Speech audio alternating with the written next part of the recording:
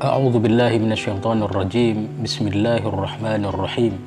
Alhamdulillahi rabbil alamin wassalatu wassalamu ala asyrafil anbiya'i wal mursalin sayyidina wa maulana Muhammadin wa ala alihi wa sahbihi ajma'in. Amma ba'du.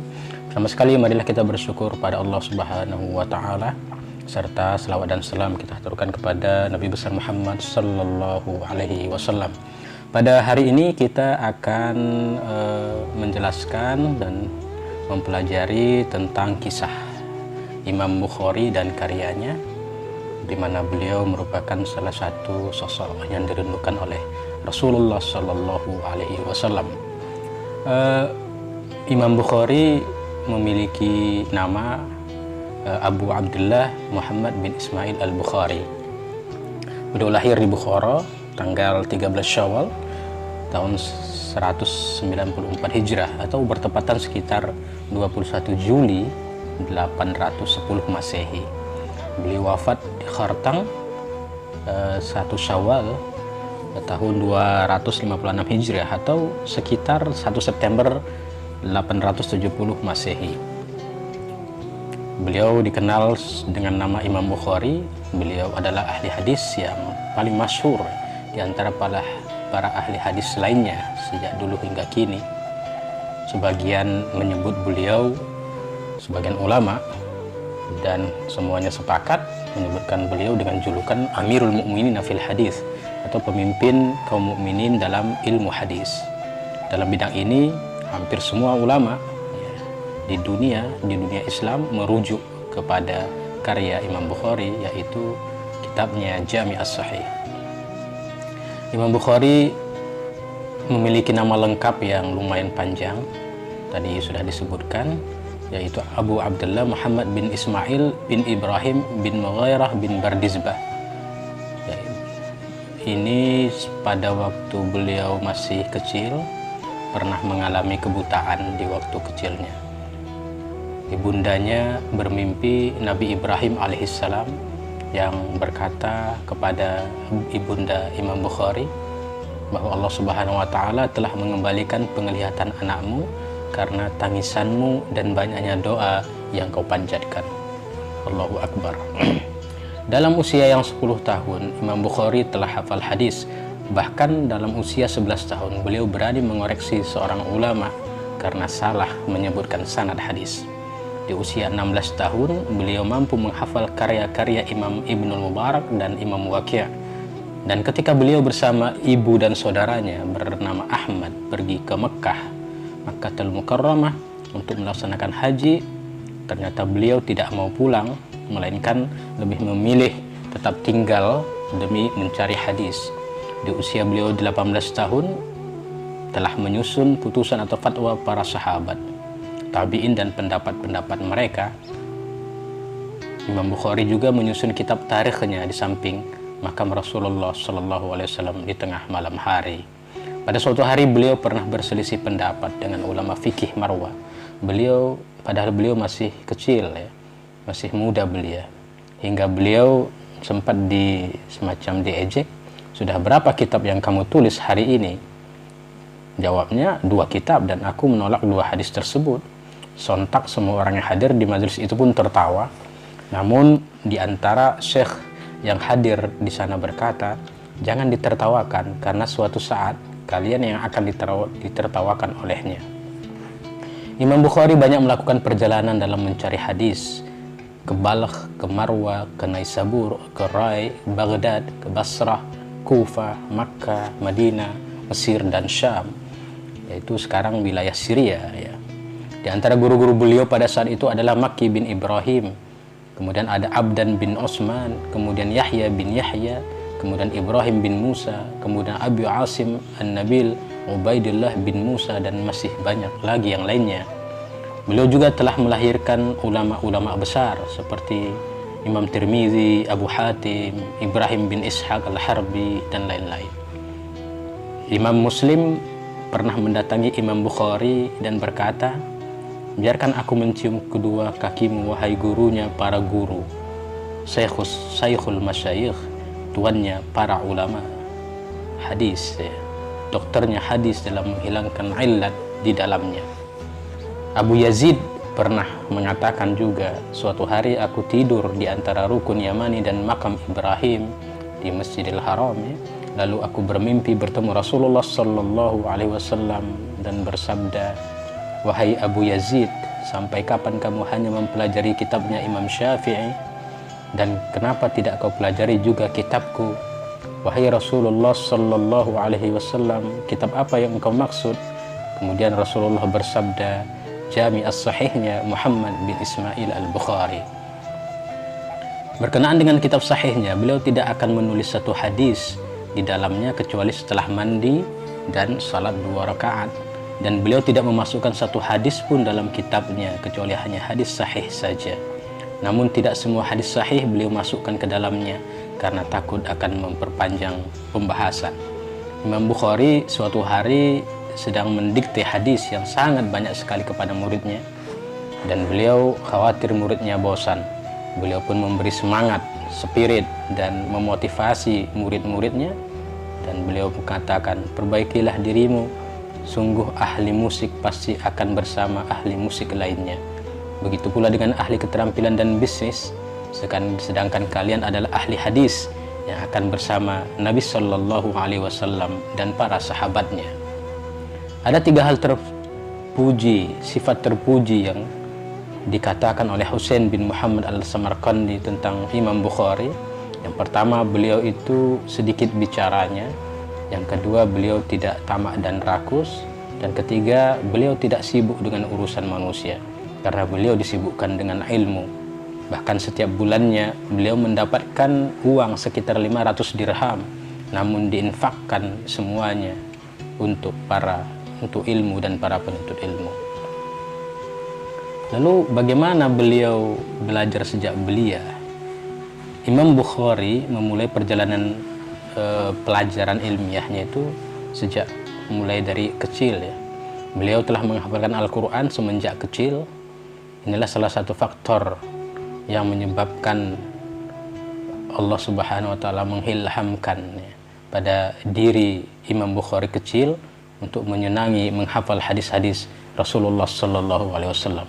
Imam Bukhari pernah bercerita, aku diberi ilham untuk menghafal hadis sejak aku masih di sekolah, masih di madrasah. Saat itu usiaku sekitar 10 tahun, hingga aku keluar dari madrasah itu pada usia 10 tahun. Aku mulai belajar kepada ad-dakhili dan ulama lainnya. Suatu saat beliau membacakan satu hadis di hadapan orang-orang dengan sanad dari Sufyan, dari Abu Zubair, dari Ibrahim.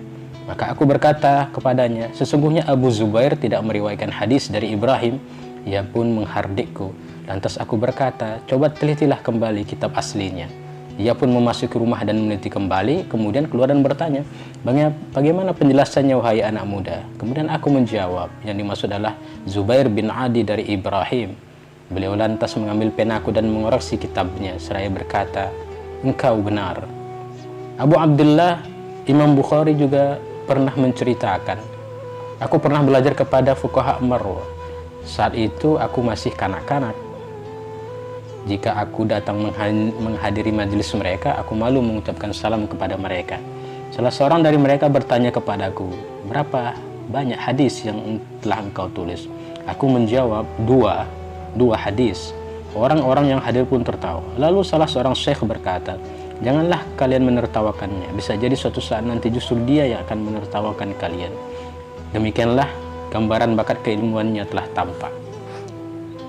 Pada sudah disebutkan tadi, di umur 16 tahun beliau sudah menghafal kitab karangan Imam Waqi' dan Ibnu Mubarak. Kemudian pada usia 17 tahun beliau telah dipercaya oleh salah seorang gurunya, Muhammad bin Salam al-Bikandi, untuk mengoreksi karangan-karangannya. Bersama ibu dan saudaranya pada usia 18 tahun beliau pergi haji ke Mekah, tapi beliau bertahan di Mekah untuk mendalami hadis bersama para ulama di sana, sementara keluarga beliau pulang. Imam Bukhari sempat menimba ilmu dari para ulama setempat. Beliau berguru kepada Muhammad bin Salam al-Bikandi, Abdullah bin Muhammad bin Abdullah bin Ja'far bin Yaman al-Ju'fi al-Musnidi, dan ulama lainnya.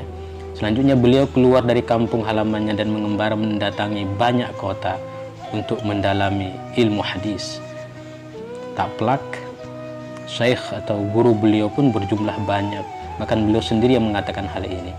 Aku menulis riwayat dari 1000 lebih syekh. Dari setiap syekh itu aku tulis 10.000 riwayat bahkan lebih. Tidaklah ada hadis padaku kecuali aku sebutkan syaratnya juga. Ini bisa dilihat di dalam kitab As-Siyar ya, Syiarun Nubala ya. Kemudian ada di Al-Bidayah wa Nihayah. Sebelum beliau meninggal, Imam Bukhari pernah menyatakan, aku telah menulis hadis dari 1080 orang, semuanya adalah ahlul hadis. Mereka semua meyakini iman adalah perkataan dan amal, bertambah dan berkurang. Kota Baghdad misalnya beliau masuki sampai 8 kali, dan setiap memasukinya beliau berjumpa dan berkumpul dengan Imam Ahmad bin Hanbal. Imam Ahmad bin Hanbal menganjurkan beliau untuk bermukim di Baghdad saja, tidak di Khurasan. Di antara nama ulama besar menjadi guru beliau, Imam Ishaq bin Rahuyah, Imam Muhammad bin Yusuf Al-Firyabi, Imam Abu Naim Fadl bin Dukain, Imam Ahmad bin Hanbal, Imam Ali bin Al-Madini, Imam Yahya bin Ma'in, Imam Makki bin Ibrahim Al-Balkhi, Abdan bin Uthman, Imam Abu Asim An-Nabil, Muhammad bin Isa At-Tabba, Khalid bin Yazid Al-Mukri, murid Imam Hamzah, dan masih banyak lagi. Tidak mengherankan bila jumlah guru beliau sangat banyak. Tampaknya jumlah guru yang besar inilah menyebabkan Imam Bukhari memulai perjalanan ilmiahnya. Banyak kota yang beliau datangi untuk tujuan yang mulia tersebut. Para pemirsa yang berbahagia, kekuatan hafalan Imam Bukhari sudah diakui ya, oleh para ulama di masanya. Bahkan banyak yang menyampaikan kalau beliau langsung menghafal suatu kitab hanya dengan membacanya sekali. Hashid bin Ismail pernah bercerita, dahulu Imam Bukhari muda bersama kami mendatangi para guru di Basrah, di Baghdad, di Irak ya. Waktu itu beliau masih muda dan tidak tampak mencatat apa yang telah dia dengar. Hal itu berlangsung hingga beberapa hari. Kami pun bertanya kepadanya, engkau mencerita kami mendengarkan hadis tanpa mencatat apa yang kamu perbuat sebenarnya. 16 hari kemudian Imam Bukhari akhirnya menjawab, kalian telah sering bertanya dan mendesakku, coba tunjukkanlah apa yang telah kalian tulis. Maka kami pun mengeluarkan apa yang kami miliki yang berjumlah lebih dari 15.000 hadis. Selanjutnya ia menyebutkan seluruhnya dengan hafalan, sampai akhirnya kami membenahi catatan-catatan kami melalui hafalannya. Kemudian dia berkata, apa kalian sangka aku bersama kalian hanya main-main saja dan menyia-nyiakan hariku? Maka kami pun sadar tidak ada seorang pun yang melebihi kehebatan Imam Bukhari. Kehebatan hafalan beliau juga tampak ketika ulama Baghdad mendengar akan kedatangan Imam Bukhari ke kota mereka. Dengan sengaja mereka itu mempersiapkan sekitar 100 hadis dan kemudian menukar dan merubah matan dan sanadnya. Mereka menukar matan satu sanad dengan teks hadis yang lain dan begitu sebaliknya. Setiap orang memegangi 10 hadis yang nantinya akan dilontarkan kepada Imam Bukhari sebagai bahan ujian kekuatan hafalannya. Orang-orang pun berkumpul di majelis. Orang pertama menanyakan kepada Imam Bukhari 10 hadis yang ia miliki satu persatu. Setiap kali ditanya, Imam Bukhari menjawab sampai hadis yang ke-10. Saya tahu mengenalnya.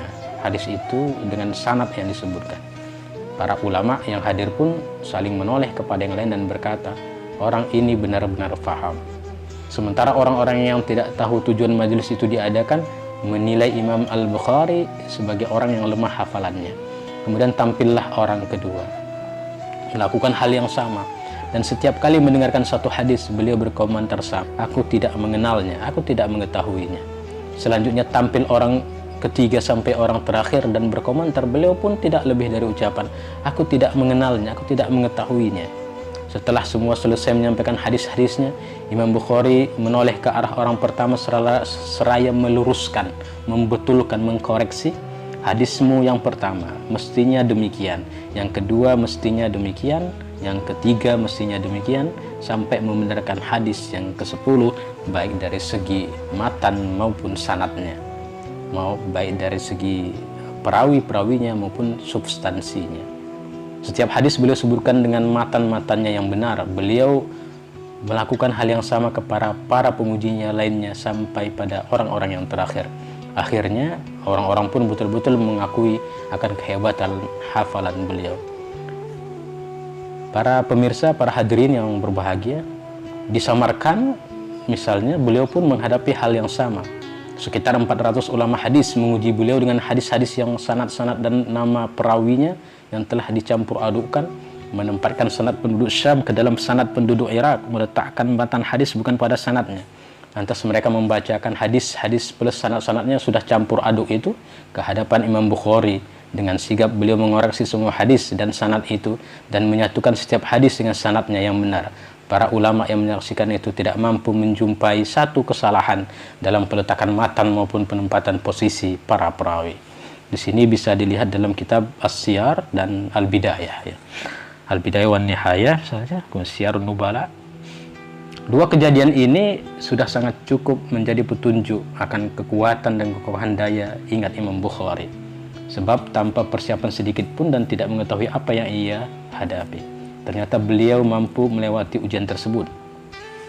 Abu Ja'far pernah menanyakan, pernah bertanya ya, kepada Abu Abdullah, apakah engkau hafal seluruh riwayat yang engkau masukkan dalam kitabmu? Tidak ada yang kabur pada hafalanku seluruhnya. Imam Bukhari pernah bercerita tentang dirinya sendiri. Suatu hari aku mengingat-ingat murid Anas, dalam sekejap 300 terbetik dalam ingatanku.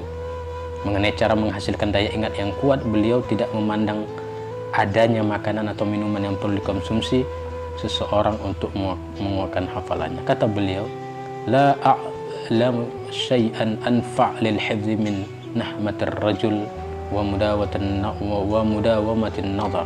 Aku tidak mengetahui sesuatu yang lebih bermanfaat menguatkan hafalan daripada keinginan kuat seseorang dengan sering menelaahnya. Para pemirsa, para hadirin yang berbahagia, sementara gelar Amirul Mukminin dalam bidang hadis yang melekat pada Imam Bukhari sudah tentu berlatar belakang akan kedalaman penguasaan beliau yang luar biasa, khususnya terhadap hadis dan ilmu-ilmu yang berkaitan dengannya. Beliau faham dan hafal seluruh seluk-beluk terkait dengan derajat rijalul hadis atau para perawi hadis. Aspek banyaknya hafalan beliau terhadap hadis pun pastilah sangat menonjol. Hal ini diakui dan ceritakan oleh murid-murid beliau maupun para ulama lainnya. Saking banyaknya hadis sahih yang beliau hafal, Imam Al-Fallas sampai pernah berkata, setiap hadis yang tidak dikenal oleh Bukhari bukanlah hadis sahih. Tidak hanya hadis sahih saja yang beliau hafalkan, hadis-hadis yang tidak sahih juga menjadi perhatian beliau. Imam Bukhari pernah berkata, aku menghafal 100.000 hadis sahih dan 200.000 hadis yang tidak sahih. Imam Bukhari juga menjadi teladan dan ibadah dan akhlak sebagai bentuk pengamalan ilmunya. Para pemirsa, para hadirin yang berbahagia, setiap malam Imam Bukhari mengerjakan sholat malam sebanyak 13 rakaat. Dan setiap malam dalam bulan Ramadan beliau menghatamkan bacaan Al-Quran. Beliau berinfak dan bersedekah di siang dan malam. Beliau dikenal sebagai orang yang pemberani, pemaaf, banyak berderma, berbudi pekerti luhur, zuhud terhadap dunia, dan hati-hati dalam berbicara. Termasuk saat melakukan jarh. Jadi ada ilmu hadis yang namanya jarh dan ta'dil, yaitu untuk mengkoreksi dan mereview ya semua jalur-jalur sanad, misalnya baik di jalur sanad dan matan, substansi dan perawi ya. Khususnya jarh ta'dil ini adalah mengkoreksi, jadi menilai, melakukan assessment terhadap jalur perawi-perawi dalam hadis ya. Beliau menggunakan ungkapan yang halus untuk menilai perawi yang bermasalah atau berderajat lemah. Imam Bukhari pernah mengatakan, aku berharap berjumpa dengan Allah Azza wa Jalla, Allah Subhanahu wa Ta'ala, tanpa ada seorang pun yang menuntutku karena aku telah menggunjingnya ya, atau telah berbicara tidak baik kepada mereka ya. Para pemirsa yang berbahagia, melihat reputasi beliau yang luar biasa, pantaslah beliau mendapat pujian.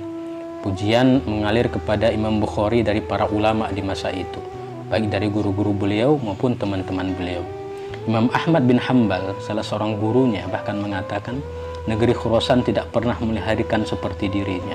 Ini jelas merupakan satu persaksian yang sangat istimewa. Dan disampaikan oleh Imam Ahli Sunnah wal Jamaah, misalnya Imam Ahmad merupakan salah satu pendiri mazhab Hambali, ya, mazhab Hambali. Imam Ishaq bin Rahawiyah, guru beliau juga pernah mengatakan, seandainya dia, maksudnya Imam Bukhari, hidup di masa Hasan al-Basri, pastilah orang-orang membutuhkannya karena penguasaan dan pemahamannya terhadap hadis. Kemudian guru beliau Muhammad bin Bashar juga pernah mengatakan, huffaz ahli hadis di dunia ini ada 4. Abu Zur'ah dari Rai, Ad-Darimi dari Samarkand, Muhammad bin Ismail dari Bukhara, dan Muslim dari Nisabur. Ya, Muhammad bin Ismail itu adalah Imam Bukhari. Kemudian Imam Qutaibah juga pernah berkata, seandainya Muhammad hidup, maksudnya Imam Bukhari, di kalangan sahabat, maka ia adalah mukjizat. Imam Raja Al-Hafiz mengatakan, ia adalah salah satu tanda kekuasaan Allah yang berjalan di atas bumi. Imam Ibnu Khuzaimah, salah seorang murid beliau, berkata, aku belum pernah melihat di bawah langit orang yang lebih mengetahui hadis Rasulullah SAW, lebih kuat hafalannya dari Muhammad bin Ismail al-Bukhari. Kemudian Imam Tirmizi, salah seorang muridnya, berkata juga, aku belum pernah melihat di Irak, tidak juga di Khurasan, seseorang yang lebih paham tentang ilal, tarikh, dan pengetahuan mengenai sanad hadis dibanding Muhammad bin Ismail al-Bukhari. Muhammad bin Munir, salah seorang guru beliau, bahkan mengaku, aku termasuk murid Muhammad bin Ismail al-Bukhari. Dia adalah seorang guru. Para pemirsa, para hadirin yang dirahmati Allah, penguasaan Imam Bukhari yang mendalam dalam bidang hadis ini sudah menonjol sejak beliau masih muda, ya. Banyak orang datang berduyun mendatangi majelis beliau maupun di mana beliau berada.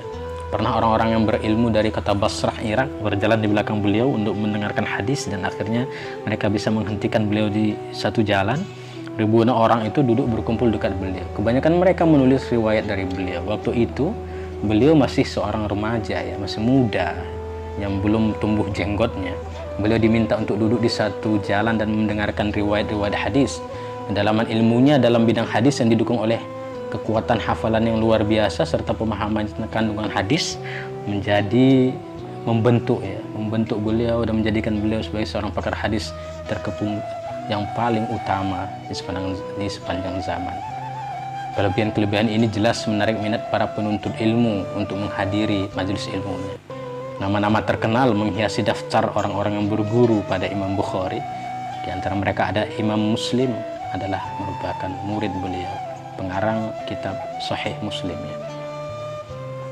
Imam Tirmizi, kemudian Imam Abu Hatim, Imam Ibnu Abid Dunya, Imam Ibrahim bin Ishaq al-Harbi, Imam Ibnu Khuzaimah, dan lain-lain, merupakan para murid-murid Imam Bukhari.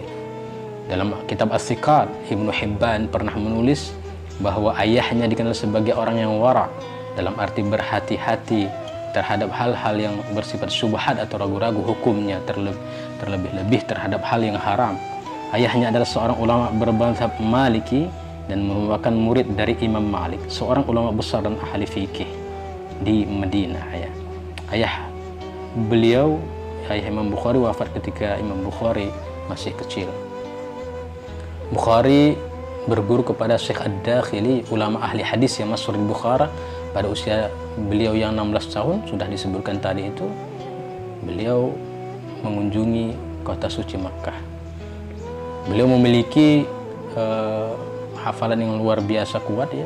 Kakaknya Rasid bin Ismail menyatakan bahwa sosok Imam Bukhari ini kurus, tidak tinggi, tidak pendek, kulit agak kecoklatan, ramah, dermawan, dan banyak menyumbangkan hartanya untuk pendidikan. Kemudian pada usia belasan tahun beliau pernah menerbitkan kitab pertamanya, Khazayas Sahabat wa Tabi'in. Hafal kitab itu hadis Ibnu Mubarak dan Waqi' bin Jarrah bersama gurunya Syekh Ishaq. Beliau menghimpun hadis-hadis sahih dalam satu kitab setelah menyaring dari 1 juta hadis yang diriwayatkan sekitar 80.000 perawi hadis. Sehingga kitab sahihnya itu setelah diseleksi menjadi sekitar 7.275 hadis lebih kurangnya, ya. Jadi sekitar 7.000-an hadis di dalam kitab Jami' as-Sahih, ya. Untuk mengumpulkan dan menyeleksi hadis sahih, Imam Bukhari menghabiskan waktu selama sekitar 16 tahun untuk mengunjungi berbagai kota guna menemui para perawi hadis, mengumpulkan dan menyeleksi hadisnya. Di antara kota-kota yang singgahi itu Basrah, Mesir, Hijaz atau Mekah, Madinah, Kufah, Baghdad sampai Asia Barat. Di Baghdad, Imam Bukhari sering bertemu dan berkusid dengan ulama besar sana itu Ahmad bin Hanbal. Di kota-kota itu bertemu dengan 80.000 perawi. Dari mereka dia mengumpulkan dan menghafal 1 juta hadis. Namun tidak semua hadis yang ia hafal kemudian diriwayatkan, melainkan terlebih dahulu seleksi dengan seleksi yang sangat ketat. Di antaranya, apakah sanad atau riwayat dari hadis tersebut bersambung, dan apakah perawi periwayat pembawa hadis itu terpercaya dan thiqah atau kuat. Menurut Ibnu Hajar al-Asqalani, akhirnya Imam Bukhari menuliskan sebanyak 9.082 hadis dalam karya monumentalnya Al-Jami' As-Sahih yang dikenal sebagai Sahih Bukhari. Banyak para ahli hadis yang berguru kepadanya, seperti Syekh Abu Zahra, Abu Hatim Tirmizi, Muhammad bin Nasr, dan Imam Muslim seperti yang kita sebutkan tadi. Ya. Jadi hadis-hadis Imam Bukhari menurut sebuah riwayat sekitar 7.000-an dan ada yang 9.000-an, karena sebagian hadis juga ada yang beredaksi mirip ya, beredaksi mirip. Di antara guru-gurunya dalam ilmu hadis sudah tadi kita sebutkan ya, ada juga sekitar tambahan lainnya bahwa beliau memiliki 289 ahli hadis yang hadisnya dikutip dalam buku beliau ya, Sahih Bukhari. Guru-guru beliau itu ya Ali ibn Madini, Ahmad bin Hanbal, Yahya bin Ma'in, Muhammad bin Yusuf al-Firyabi, Maki bin Ibrahim al-Bakhi, kemudian Muhammad bin Yusuf al-Baikandi dan Ibnu Rahawaih ya. Dalam meneliti dan menyeleksi hadis dan diskusi dengan para perawi, Imam Bukhari sangat sopan. Kritik-kritik yang dilontarkan kepada para perawi juga cukup halus namun tajam. Tentang perawi yang sudah jelas kebohongannya, Imam Bukhari berkata, perlu dipertimbangkan. Para ulama meninggalkannya, atau para ulama berdiam diri dari hal tersebut. Sementara perawi yang hadisnya tidak jelas, ia menyatakan hadisnya diingkari. Bahkan banyak meninggalkan perawi yang diragukan kejujurannya. Beliau berkata, saya meninggalkan 10.000 hadis yang diriwayatkan oleh perawi yang perlu dipertimbangkan dan meninggalkan hadis-hadis dengan jumlah yang sama atau lebih yang diriwayatkan oleh perawi yang dalam pandanganku perlu dipertimbangkan. Banyak para ulama atau perawi yang ditemui sehingga Imam Bukhari banyak mencatati jati diri dan sikap mereka secara teliti dan akurat. Untuk mendapatkan keterangan hadis yang lengkap mengenai sebuah hadis, beliau mencek keakuratan sebuah hadis, ia berkali-kali mendatangi ulama atau perawi meskipun berada di kota-kota atau negeri yang jauh seperti Baghdad, Kufah, Mesir, Syam, Hijaz, Mekah, Madinah. Seperti yang beliau katakan, saya telah mengunjungi Syam, Mesir, dan Jazirah masing-masing 2 kali, ke Basrah 4 kali, menetap di Hijaz selama 6 tahun, yaitu Mekah dan Madinah ya. Dan tidak dapat dihitung berapa kali saya mengunjungi Kufah dan Baghdad untuk menemui ulama-ulama ahli hadis. Di sela-sela kesibukan beliau sebagai pakar hadis, ia juga dikenal sebagai ulama dan ahli fikih. Bahkan tidak lupa dengan kegiatan olahraga dan kreatif seperti belajar memanah sampai mahir. Bahkan menurut suatu riwayat, Imam Bukhari tidak pernah luput memanah kecuali 2 kali. Para pemirsa yang berbahagia, para hadirin, karya beliau, karya Imam Bukhari disebutkan di beberapa rujukan, yaitu yang pertama ya, Al-Jami' As-Sahih yang dikenal sebagai Sahih Bukhari. Kemudian ada lagi Al-Adab Al-Mufrad, ada lagi Ad-Du'afa As-Saghir, ada lagi At-Tarikh As-Saghir, ada lagi At-Tarikh Al-Awsat. Kemudian karya beliau lainnya adalah At-Tarikh Al-Kabir, kemudian ada At-Tafsir Al-Kabir, kemudian ada Al-Musnad Al-Kabir, kemudian Khazaya, ya, Khazaya Sahaba wa Tabi'in, kemudian Kitab Al-Ilal, Kitab Ilal Raf' ul Yadain fi Salah. Kemudian ada Birrul Walidain, kemudian ada Kitab Du'afa, kemudian ada Asami As-Sahaba, Al-Hiba Al-Khalq, Af'al Al-Ibad, kemudian ada Al-Kunya, Al-Kira Al-Khalf Al-Imam ya. Kebesaran akan keilmuan Imam Bukhari diakui dan dikagumi sampai ke seluruh dunia Islam. Di Naisabur misalnya, tempat asal Imam Muslim, seorang ahli hadis yang juga murid beliau, yang menerbitkan sebagai penerbit menulis kitab Sahih Muslim ya. Kedatangan Imam Bukhari pada tahun 250 Hijrah disambut sangat meriah juga oleh guru beliau, guru Imam Bukhari sendiri, Muhammad bin Yahya Az-Zihli. Dalam kitab Sahih Muslim, Imam Muslim pernah menulis, ketika Imam Bukhari datang ke Naisabur, saya tidak melihat kepala daerah, para ulama dan warga kota memberikan sambutan yang luar biasa yang mereka berikan kepada Imam Bukhari, sehingga Imam Bukhari mendapatkan sambutan yang luar biasa. Namun disebutkan di sini kemudian terjadi fitnah terhadap Imam Bukhari sehingga meninggalkan kota itu dan pergi ke kampung halamannya di Bukhara. Seperti halnya di Naisabur, di Bukhara, Imam Bukhari juga disambut secara sangat meriah. Para pemirsa yang berbahagia, sebelum beliau wafat, Imam Bukhari wafat, beliau sempat sakit parah dan ketika akan dibawa ke kota Samarkand, beliau berkata, aku sudah lemas, aku sudah lemah. Kemudian beliau pun dibaringkan kembali dan beliau berpesan agar dikafani 3 buah baju putih, bukan gamis dan bukan sorban. Imam Bukhari yang memiliki postur tubuh kurus dan sedang ini menghembuskan nafas terakhir beliau pada malam Sabtu, malam Idul Fitri tahun 256 Hijrah.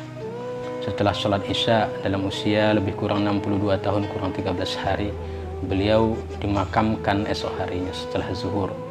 Ketika proses pemakamannya, angin meniup tanah makamnya dan sontak harum wangi melebihi kasturi sampai berhari-hari tercium dari dalam makamnya, sampai semua penduduk kota membincangkan karena kagumnya.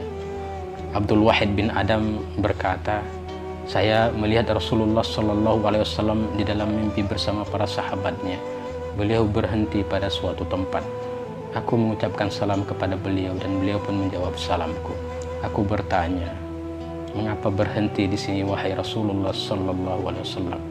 Beliau menjawab, Rasulullah Shallallahu Alaihi Wasallam menjawab, aku menunggu Muhammad bin Ismail al-Bukhari. Setelah beberapa hari, maka datanglah kabar wafatnya Imam Bukhari.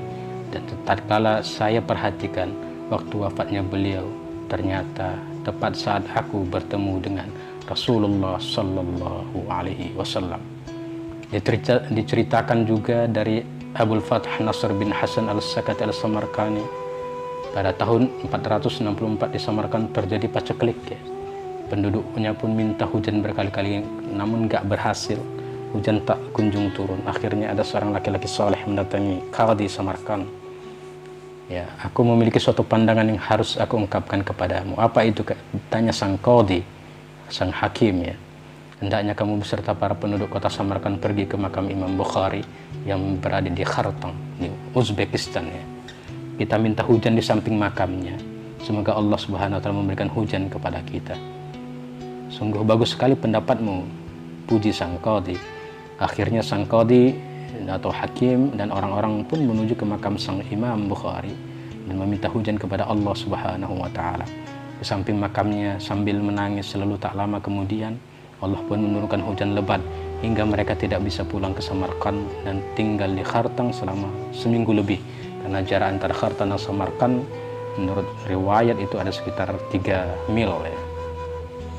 Demikianlah sekelumit kisah imam besar ahli hadis, ulama hadis Imam Bukhari yang hari-harinya disibukkan dengan hadis-hadis Nabi Sallallahu Alaihi Wasallam, sehingga tidak heran jika Nabi Sallallahu Alaihi Wasallam pun sangat merindukan sosok beliau. Demikianlah, semoga bermanfaat. Mohon maaf atas segala kesalahan dan khilaf. Terima kasih kepada beberapa website dan beberapa buku-buku yang tersedia terhadap literatur tentang Imam Bukhari ini. Mohon maaf tidak bisa semuanya disebutkan. Billahi taufiq wal hidayah. Wal afu minkum wallahul muwaffiq ila aqwamit thariq. Wassalamualaikum warahmatullahi wabarakatuh.